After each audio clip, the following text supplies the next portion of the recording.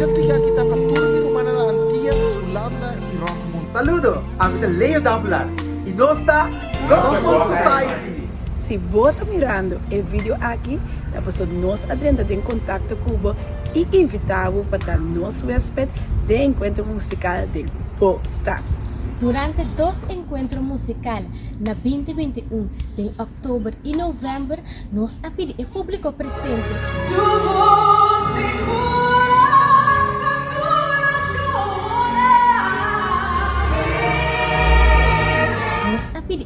presente para dar-nos número de pessoas de diferentes cidades para também presenciar o encontro musical aqui.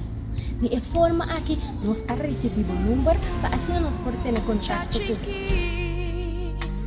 buscando el amor de Dios. Een encuentro musical. Een muzikale ontmoeting. Dus net zoiets als een concert. Dus een programma vol met muziek. En jij mag ook komen. En natuurlijk ook deelnemen. Gospel Society é grupo de cantantes que canta música afro-americano cristiana, conhecido como Black Gospel Music. O grupo aqui está de guia de Leo Damplar e nós está cumprindo aqui de 5 anos. Gospel Society tem hobby peça na conheci, maneira e batalha tá de Deus.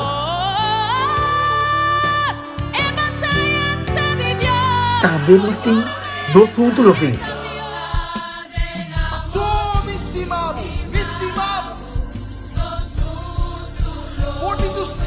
Nós tem hobby mais. E tudo isso aqui nada traduzir na pavimento.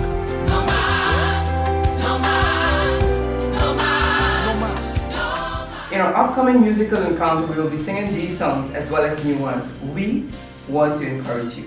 Ako ko tem uma ideia daqui, não está? Nós queremos Biden bo app, clique no belém, e tu registrar o mês. Iedereen is van harte welkom. Deel deze link met je familie, je vrienden, je kennissen in je stad en nodig ze uit om erbij te zijn. Dit event is geheel gratis en het zal onvergetelijk zijn. Dus mis het niet. Para registrar, vamos um adulto. E se você menor de idade, não pode vir junto com se vai registrar.